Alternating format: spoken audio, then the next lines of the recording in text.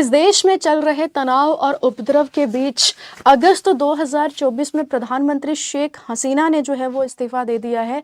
सारी चीज़ें जो चल रही थी वो रिजर्वेशन को लेकर के चल रही थी। यहाँ की अगर मैं बात करूँ तो कोर्ट का फैसला जो है वो 7 अगस्त को आना था, लेकिन 7 अगस्त से पहले ही लोगों ने ऐसी स्थिति जो है वो बना दी कि यहाँ की जो प्रधानमंत्री है इन्हें इस्तीफा देना पड़ा और अपना देश छोड़ करके कहीं और जाना पड़ा। वैसे अगर बात करें तो कल ये जो आई थी वो अगरतला एयरपोर्ट, यानी कि अगर मैं बात करूं त्रिपुरा अगरतला आई हैं। इसके बाद ऐसा है कि ये लंदन जो है वो चली जाएंगी शरण लेने के लिए। तो हम बात कर रहे हैं प्रधानमंत्री शेख हसीना की। प्रधानमंत्री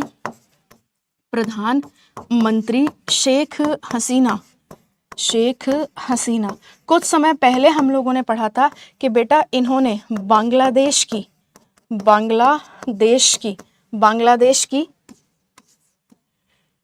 प्रधानमंत्री पद की इन्होंने जो है वो शपथ ली। लेकिन बांग्लादेश की ये प्रधानमंत्री जो बनी थी इसी वर्ष का मतलब क्या हो जाएगा 24 में 2024 में। कौन सी बार? तो बच्चे 5th टाइम। अच्छा, इन्हीं के जो पिताजी हैं उनका नाम है बंगबंधु शेख मुजिबुर रहमान। बंगबंधु शेख मुजिबुर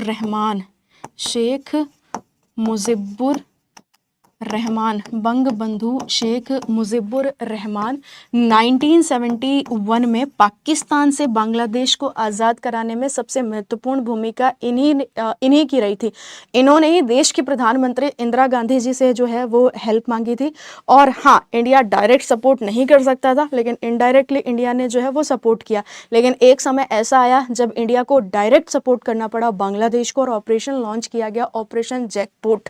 तो अगर आपसे पूछा जाए कि ऑपरेशन जैकपॉट किससे संबंधित है, ऑपरेशन जैकपॉट बेटा ये बांग्लादेश की आज़ादी से रिलेटेड है। बांग्लादेश की आज़ादी से ये क्या हो जाएगा, रिलेटेड हो जाएगा। ठीक है, तो आंसर क्या बन जाएगा? ऑप्शन की अगर हम बात करते हैं तो सी बांग्लादेश हमारा बिल्कुल करेक्ट आंसर है। ये है शेख हसीना जी, अपना ही देश इनको जो है वो छोड़ना पड़ा। डन। और यहाँ पर जो है इस समय हाल फिलहाल तो सैन्य शासन है, लेकिन बाद में अंतरिम चुनाव जो है वो अब यहाँ पे कराए जाएंगे। नेक्स्ट की तरफ हम लोग बात करते हैं। बांग्लादेश में यह विरोध प्रदर्शन तब शुरू हुआ जब उच्च न्यायालय ने सरकारी नौकरियों में कोटा प्रणाली को पुनः लागू करने का निर्णय लिया। इस प्रणाली के तहत सरकारी सेवाओं में 93% सीटें योग्यता के आधार पर आरक्षित होंगी और केवल 5% नौकरियां स्वतंत्रता सेनानियों और उनके वंशजों को दिया जाएगा।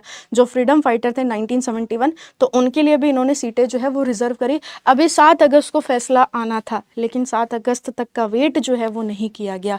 खैर, अब हम बात करते हैं थोड़ा सा बांग्लादेश के बारे में कि 6 दिसंबर को भारत बांग्लादेश द्वारा मैत्री दिवस मनाया जाता है। इस दिवस को मनाने की जो शुरुआत है वो कब होती है बेटा? 2021 में इस दिवस को मनाने की शुरुआत होती है। तो भारत और बांग्लादेश के साथ, मतलब भारत और बांग्लादेश के बीच में जो मैत्री दिवस है ये हम कब मनाते हैं? तो 6 दिसंबर आपने क्या रखना है बच्चे? याद रखना है। इसके बाद अगर हम बात करते हैं तो आप देखो ये वेस्ट पाकिस्तान का कुछ हिस्सा लिया गया और साथ में अगर हम बात करेंगे तो ईस्टर्न पाकिस्तान का कुछ हिस्सा लेकर के क्या बनाया गया?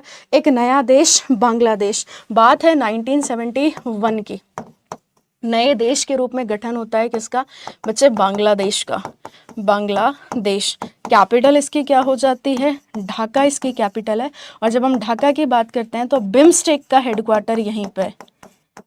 बे of Bengal initiative on multi sectoral technical economic cooperation, BIMSTEC का हेडक्वार्टर आपको यहीं पे देखने को मिलेगा। 2 हमारी एक्सरसाइज होती है। एक तो एक्सरसाइज हो जाती है समृद्धि 11, मतलब कि इसका एडिशन था 2023 में, और दूसरी एक्सरसाइज होती है हमारी बोंगो सागर। ठीक है, तो बोंगो सागर भी हमारी किसके साथ होती है बच्चे? तो बोंगो सागर भी होती है बांग्लादेश के साथ।